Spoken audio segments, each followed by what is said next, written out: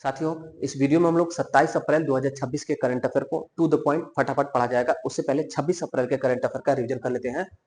Online gaming authority of India को किस अधिनियम के तहत स्थापित किया गया? उत्तर हो जाएगा बी, ऑनलाइन गेमिंग का प्रचार और विनिमय अधिनियम। ध्यान रखिएगा, ऑनलाइन गेमिंग सट्टेबाजी के लिए कानून देश में कब आया? 2025 में। दूसरा प्रश्न क्या था?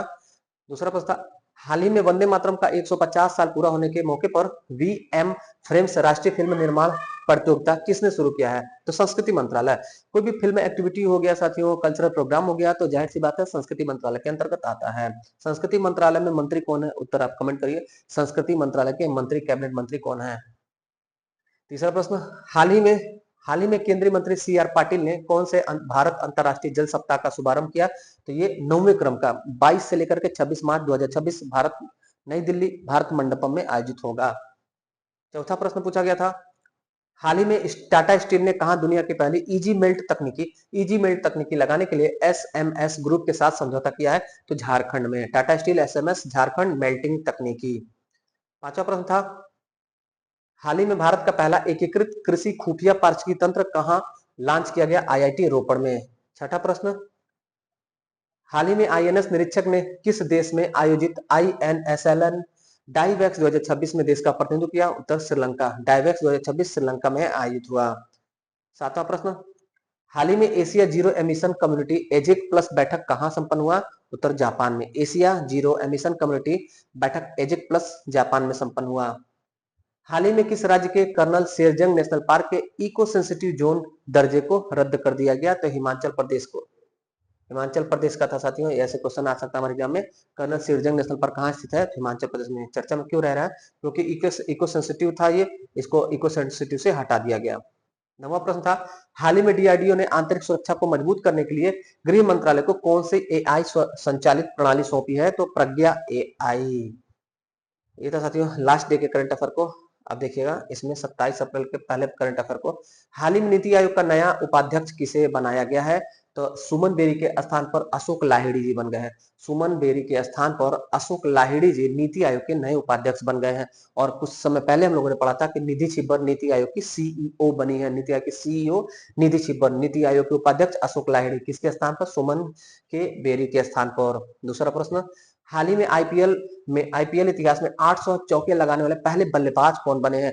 दुनिया के पहले बल्लेबाज जिन्होंने 800 चौका आईपीएल के इतिहास में लगा दिया, विराट कोहली हो जाएंगे। देखिएगा विराट कोहली आरसीबी बेंगलुरु 800 चौके लगाने वाले पहले बल्लेबाज आईपीएल में।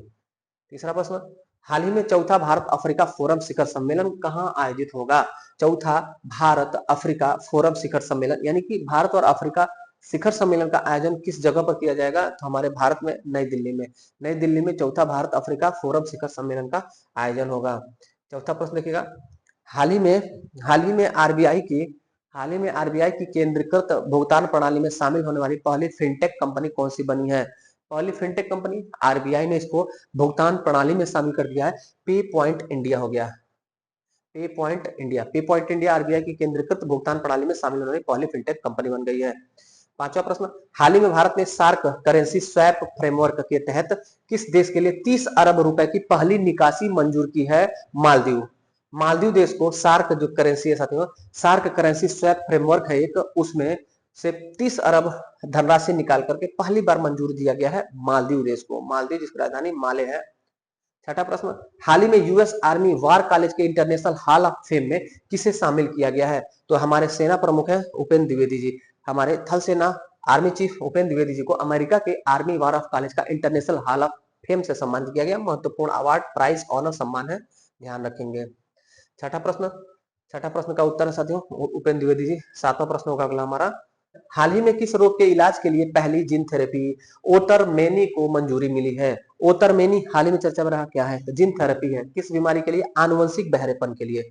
आनुवंशिक बहरेपन के लिए एक नया जीन थेरेपी को मंजूरी मिला है, ओटरमेनी आनुवंशिक बहरेपन के लिए जीन थेरेपी है। आठवां प्रश्न, हाल ही में एवरेडी ने भारत की पहली अल्कलाइन यूनिट कहां शुरू की है? अल्कलाइन यूनिट और भारत की पहली, उत्तर हो जाएगा जम्मू कश्मीर। एवरेडी कंपनी साथियों मल्टीनेशनल कंपनी है एवरेडी। एवरेडी ने जम्मू कश्मीर में भारत का पहला अल्कलाइन यूनिट स्थापित किया। अल्कलाइन जिसके अल्कलाइन से साथियों बैटरी सेल का निर्माण किया जाता है। एवरेडी बैटरी सेल कंपनी है। देखिएगा जम्मू कश्मीर में पहला अल्कलाइन यूनिट स्थापित होगा एवरेडी कंपनी का। नौवां प्रश्न हाल ही में यूपीएससी उत्तीर्ण करने वालों के लिए सीएम इंस्पायर योजना किसने शुरू किया है? मेघालय राज्य। मेघालय जिसकी राजधानी शिलांग है, पूर्वोत्तर का राज्य है। यूपीएससी उत्तीर्ण करने वालों के लिए सीएम इंस्पायर योजना इसने शुरू किया। सीएम इंस्पायर योजना का संबंध किस राज्य से है? मेघालय राज्य से है। मेघालय राज्य से। 10वां प्रश्न हाल ही में किस राज्य के धार को सेफ सिटीज प्रोजेक्ट में शामिल किया गया? सेफ सिटी प्रोजेक्ट में किसे शामिल किया गया? मध्य प्रदेश के धार को। तो मध्य प्रदेश में स्थित है धार। धार ऐतिहासिक शहर है साथियों। धार मध्य प्रदेश का शहर है, डिस्ट्रिक्ट है। इसको सेफ सिटी प्रोजेक्ट में शामिल किया गया। धार शहर को सेफ सिटी प्रोजेक्ट में शामिल कर दिया गया। देखिएगा सेफ सिटी परियोजना धार। अब इसको मिलेगा 10 करोड़ रुपए अतिरिक्त धनराशि डेवलपमेंट के लिए।